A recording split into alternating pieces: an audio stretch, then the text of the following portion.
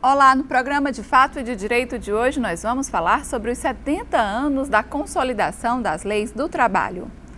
A Justiça do Trabalho brasileira celebra no dia 1º de maio de 2013 os 70 anos da aprovação da consolidação das leis do trabalho, considerada a maior conquista dos trabalhadores. A CLT foi criada pelo Decreto-Lei número 5.452, de 1º de maio de 1943, durante o período do Estado Novo, na primeira administração do presidente Getúlio Vargas. A consolidação unificou as leis trabalhistas existentes no Brasil e foi um marco por inserir de forma definitiva os direitos trabalhistas na legislação brasileira. Ela tem como principal objetivo regulamentar as relações individuais e coletivas do trabalho. Vamos ao fato. A consolidação das leis do trabalho completou 70 anos e foi tema de um seminário na Universidade de Fortaleza, com a presença de representantes do Tribunal Regional do Trabalho, do Ministério do Trabalho e da própria universidade. Essa preocupação da Unifor com o TRT de trazer desde logo, ou seja, na questão embrionária, a discussão das leis trabalhistas para quando os alunos que saírem da academia já estejam preparados para o mundo jurídico mundo jurídico do direito do trabalho, é fundamental, não só para o tribunal, para o TRT, mas também para os nossos alunos. Para quem atua diretamente com o direito trabalhista, a CLT é uma das principais mediadoras das relações de trabalho.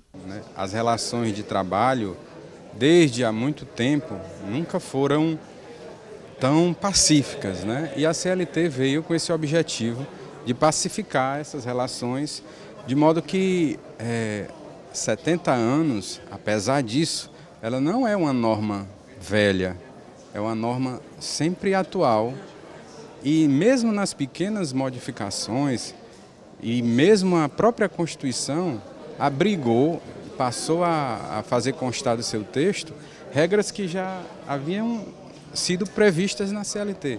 Quer dizer, foi um diploma muito moderno quando editado e continua com pequenas variações e atualizações, sendo muito presente e utilizado por toda a Justiça do Trabalho. A nossa CLT ela tem paulatinamente evoluído no sentido de proteger cada vez mais os direitos dos empregados, né? O que nós observamos hoje é uma crescente demanda nos órgãos que tutelam esses direitos, como o Ministério Público do Trabalho, dos trabalhadores, das entidades de classe e até dos empregadores, na busca da proteção e orientação desses direitos. E para falar mais sobre a consolidação das leis do trabalho, nós temos como convidados aqui no estúdio o juiz do trabalho Emanuel Teófilo Furtado e o advogado trabalhista Carlos Chagas. Sejam bem-vindos. Muito obrigado. Bem, em que contexto, vamos dizer assim, surgiu a CLT? A CLT ela é da era Vargas, de Getúlio Vargas, que, penso eu, talvez tenha sido um dos presidentes mais controversos do Brasil. Ao mesmo tempo que havia uma massa que o admirava, por outro lado, houve um bom período que ele governou com mão de ferro, como ditador, em outras palavras. E havia, à época, já movimentos reivindicando a cessação daquelas jornadas exacerbadas, da exploração do trabalho de mulheres, crianças, etc. e tal. E neste cenário, então, não por mero beneplácito, mas pelo clamor que se organizava, ainda que de forma incipiente, houve ambiente propício para que viesse à baila a CLT, que foi justamente a junção de leis relacionadas ao mundo do trabalho. Vale dizer, a relação entre empregado e empregador.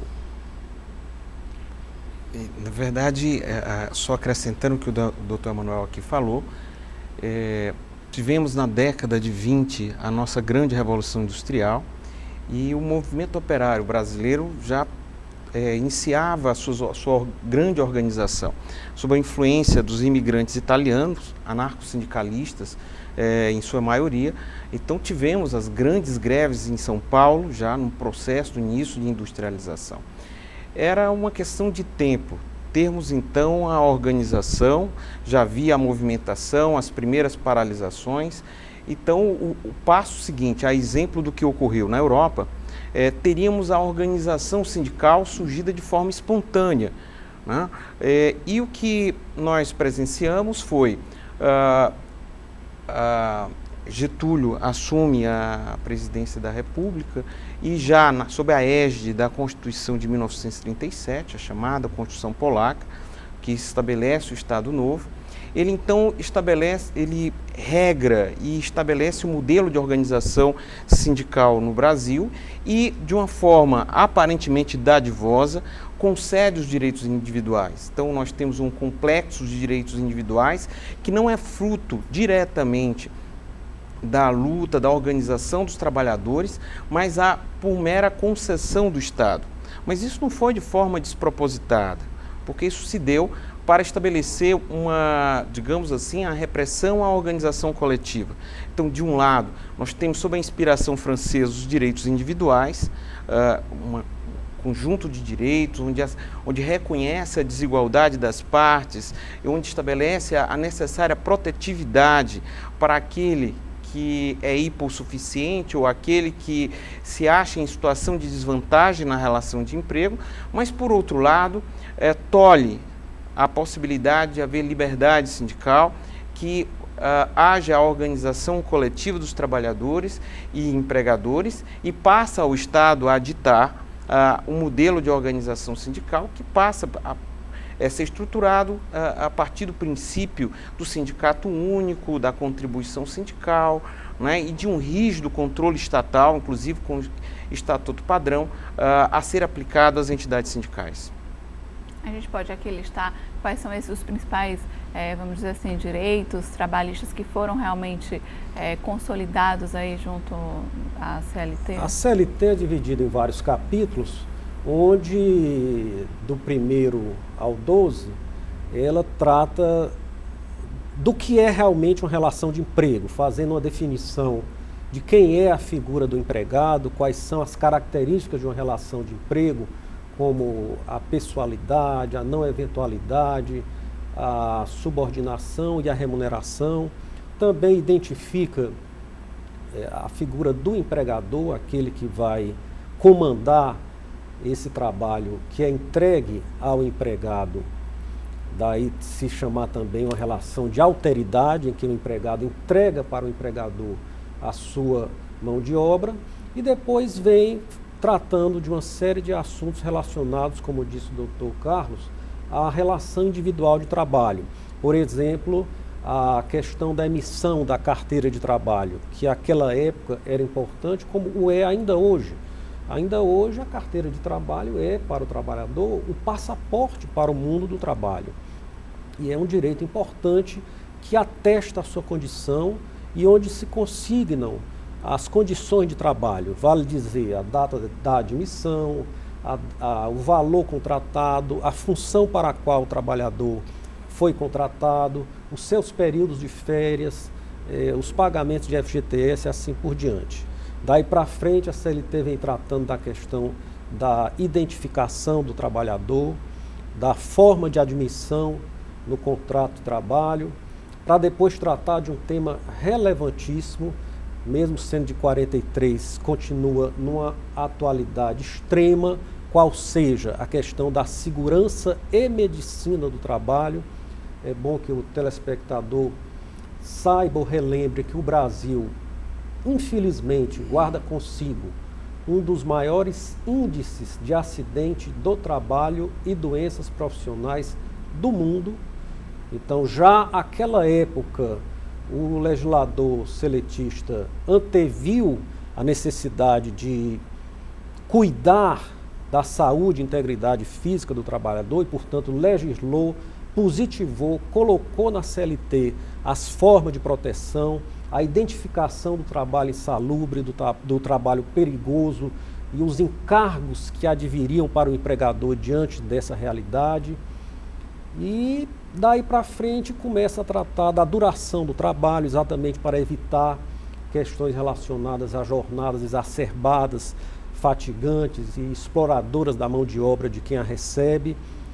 para, numa parte mais à frente, tratar do contrato individual propriamente dito, onde estabelece salário, forma de remuneração, as formas de contratar, se um contrato escrito, com prazo, sem prazo, enfim, vai norteando como se pode dar essa relação. Para, nas partes seguintes, cuidar do direito coletivo do trabalho, que seria esse direito que tem à frente os sindicatos, e que, a meu modo de ver, seria uma grande solução se predominassem as ações coletivas, porque hoje nós vemos a justiça estrangulada e que é um trabalho de formiguinha, porque cada trabalhador sozinho reclamando na justiça vai chegar a um ponto ingovernável, se é que já não estamos bem perto, para então, numa parte derradeira, não na sequência, mas dentro do mesmo corpo, tratar da questão da processualística do trabalho, vale dizer, como vai se processar uma reclamação trabalhista, quer seja ela individual, de um trabalhador contra uma empresa, quer seja ela de vários trabalhadores em conjunto, quer seja através da ação civil pública, da negociação coletiva que antecede esse dissídio coletivo e assim por diante. A gente vai fazer um rápido intervalo e volta daqui a pouco com o programa De Fato e de Direito, seu canal de informação sobre a Justiça do Trabalho.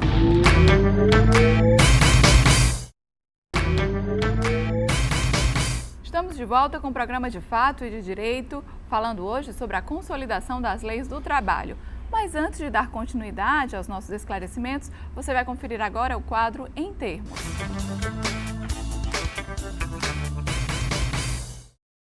O papel do juiz, ele atua na primeira instância, que é onde dá ingresso à petição do processo inicial. E o desembargador, vem da palavra desembargar, que é o julgar o recurso, como outrora era chamado. Então, são duas atividades com a mesma, vamos dizer, natureza, proferir decisão, mas só que de forma especializada.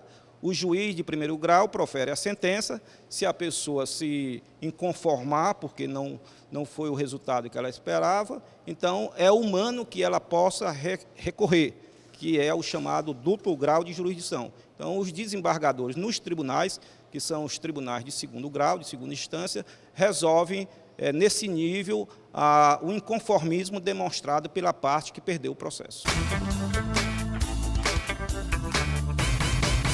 Bem, a CLT está completando, então, 70 anos. Ela pode ser considerada atual? Eu responderia que sim e que não. Como eu falei no bloco anterior, esse regramento da segurança e medicina do trabalho continua sendo algo ultra atual e ultra necessário, com o escopo de minimizar esse quadro tão devastador de acidentes e doenças profissionais. Então, nesse aspecto, por exemplo, dentre tantos outros que eu poderia citar, há, sem dúvida, uma atualidade e o que seria do trabalhador sem esse regramento, sem essa CLT. Por outro lado, há, sem dúvida, aspectos que deixam a desejar, como, por exemplo, falava também no outro bloco, uma pouca regulamentação do incentivo a maiores ações coletivas, de facilitação da atuação sindical. Como bem falou aqui o doutor Carlos Chagas, nós estamos a esperar há bastante tempo uma reforma trabalhista e uma reforma sindical. E nessa reforma sindical, certamente, nós esperaríamos uma maior desenvoltura dos nossos sindicatos, um maior apoio por parte da legislação, porque hoje sobejam os dedos da mão para que nós contemos os sindicatos fortes que o Brasil tem. Ao passo que, se houvesse uma política sindical e uma conscientização sindical, com certeza as negociações coletivas preponderariam, os litígios seriam resolvidos extra-justiça do trabalho e a paz social seria efetivada sem que necessariamente, somente a nível de judiciário, ela viesse a ser efetivada. Então, nesse aspecto, tanto do direito coletivo quanto do direito processual. A CLT trata em poucos artigos a questão do rito, da maneira de tramitar uma ação, e acaba gerando uma dificuldade tanto para advogados quanto para juízes, porque ora se lança mão da CLT na parte processual, ora tem que se ir ao Código de Processo Civil, ora a lei de execução fiscal, e fica aquela coisa que muitas vezes nem sabe bem o magistrado, nem sabe bem o advogado. Então é uma parte muito ainda tíbia ou principiante. Daí se falar não da agora no Código de Processo do Trabalho, que seria talvez apartado da CLT. Então seriam alguns aspectos, assim, muito rapidamente, que eu poderia mencionar, dentre outros tantos, que poderiam vir a ser aprimorados com a reforma trabalhista, ou mesmo com a revisão da CLT, ou quem sabe com a criação do Código de Processo do Trabalho. Bem, eu penso que essa pergunta ela tem que ser necessária, segmentar, apresentar a resposta segmentado, tanto de um lado o direito individual, quanto do outro o direito coletivo. No que diz respeito ao direito individual do trabalho, as normas consteladas no âmbito do direito individual, elas têm um fim claro. E o fim é fazer valer os princípios. Primeiro, o princípio da igualdade, porque o direito do trabalho ele trata desiguais na medida da sua desigualdade. Então, nós temos uma igualdade ontológica, que é inerente à existência da relação de emprego, e o direito do trabalho ele é protetivo, no sentido de compensar as desigualdades existentes no âmbito da relação de trabalho. Então, visa a fazer valer o princípio da igualdade, primeiro aspecto. O segundo, que o Dr. Emanuel aqui bem falou, no que diz respeito ao direito tutelar do trabalho, que é um segmento do direito individual, que trata da jornada, das condições especiais, proteção da maternidade. Aqui nós temos um outro princípio, que é o princípio a resguardar a incolumidade, a inteireza da dignidade daquele que trabalha, que é outro princípio que o direito individual ele visa atender. No que diz respeito a esses princípios, eles são princípios universais e atemporais. Então, pouco importa se na década de 40, quando da edição da CLT, ou nos tempos atuais. Então, no que diz respeito aos princípios sobre os quais se assenta o direito individual do trabalho, esses permanecem absolutamente atuais. No que diz respeito às normas propriamente ditas, aí podemos falar sim em reforma. A CLT foi estabelecida a partir de uma realidade industrial, onde tempo e espaço predominavam, eram fatores limitativos da própria organização do trabalho. Daí a importância do estabelecimento da jornada de trabalho, a intransferibilidade. Então, os aspectos espaço e tempo na CLT, elas são muito presentes. Hoje nós vivemos numa sociedade pós-industrial, onde os trabalhadores eles realizam suas atividades a qualquer tempo e em qualquer lugar.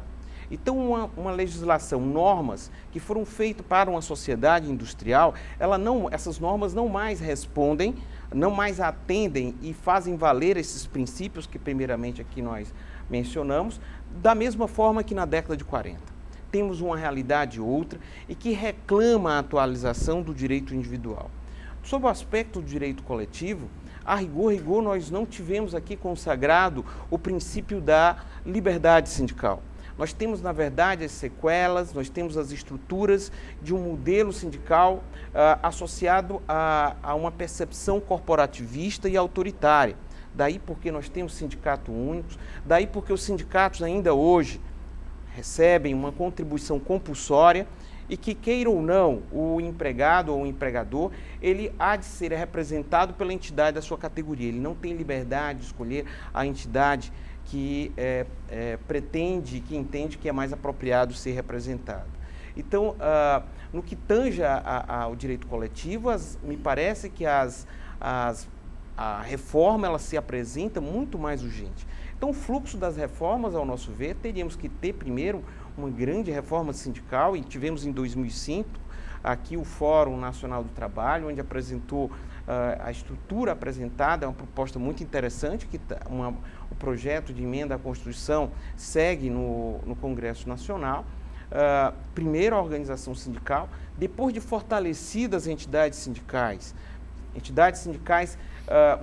que teriam, a partir desse seu novo papel, já mais fortalecidas, não só ampliar a negociação coletiva, mas dar efetividade social ao direito individual do trabalho.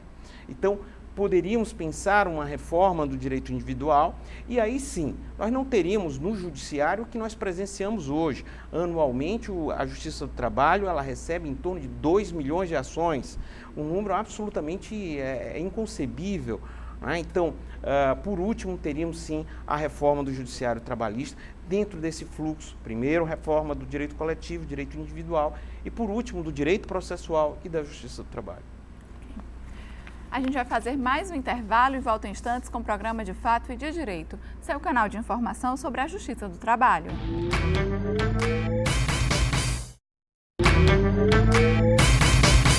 Estamos de volta com o programa De Fato e de Direito, hoje discutindo a consolidação das leis do trabalho. Como a gente falou um pouco no bloco anterior, são necessárias algumas mudanças, algumas reformas para se adaptar à sociedade de hoje, né? A gente poderia citar que tipos de mudanças seriam essas, já que as relações de trabalho mudaram muito. Hoje existem sistemas de trabalho até home office, existem trabalhos de diversas formas, né? Enfim, como é que a CLT poderia se adaptar a essas mudanças de relações de trabalho? Eu diria que muitos textos da CLT, eles são adaptados pela própria exegese do Poder Judiciário.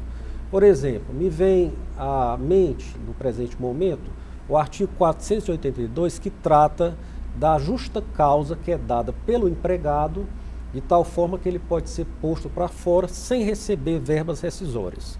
Lá estão letras que fazem a previsão da improbidade, da indisciplina, da insubordinação, da violação de segredo da empresa, dentre outras realidades.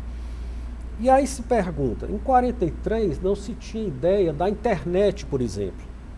Hoje é um instrumento de trabalho presente em todas as realidades, em todas as atividades.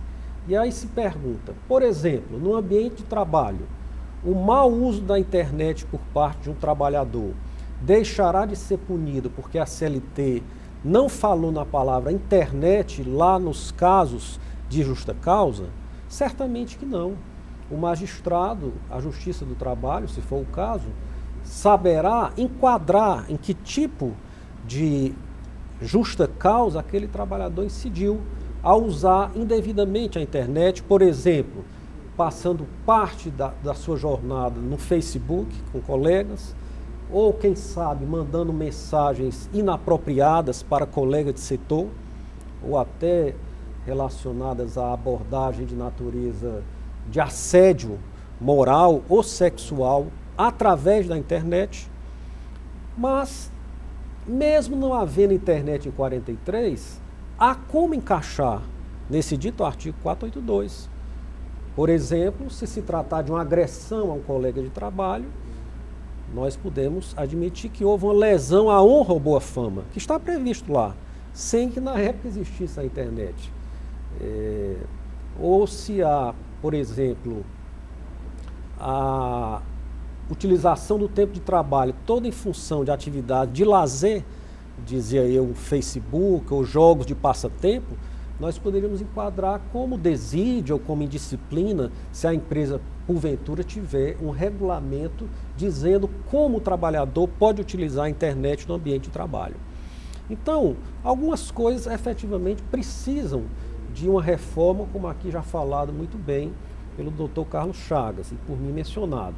Mas outras tantas há como, através do Estado juiz, vale dizer, do intérprete da lei, que é o julgador, adaptar uma situação que não foi prevista, mas que se enquadra na intenção, no sentido teleológico que teve o legislador de 43 ao estabelecer as circunstâncias geradoras de uma ruptura do contrato com justa causa, ou seja, tendo o empregado dado um motivo, razão pela qual ele vai sair do emprego sem poder sacar seu FGTS, sem receber a multa de 40%, sem ter acesso ao seguro-desemprego, sem receber proporcionais de férias, dentre outros tantos direitos que são próprios da terminação do contrato sem justa causa, vale dizer, aquele fim do contrato por iniciativa do empregador, mas para o qual o empregado não deu um justo motivo.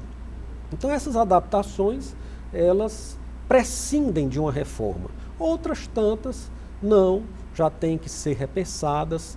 Por exemplo, a CLT não trata de uma forma direta da questão da terceirização. O que nós temos é a nível jurisprudencial, decisões de tribunais, né? E que fica sempre aquela coisa de eu estou com essa linha da jurisprudência, o outro já está com outra linha, quando na verdade não há um tratamento para uma realidade que existe e que veio para ficar, não tem volta. O próprio poder público se vale da terceirização. Se você for nos prédios públicos de Brasília, você vai ver o Supremo Tribunal Federal utilizando a terceirização para a sua segurança, para a sua vigilância e assim por diante. Não precisa ir a Brasília para isso. Nos nossos próprios tribunais, no nosso próprio estado do Ceará, a terceirização é uma realidade importada lá da França, foi lá que começou, mas que não se vê uma forma de estancar. Então, se é uma realidade posta, é aquela velha frase que se diz, se o direito esquece a realidade se vinga e esquece do direito. Então, o direito tem que regular os atos que a sociedade expõe. Algo que não tem nada a ver com o que eu estou falando, mas, por exemplo, a questão das relações homoafetivas.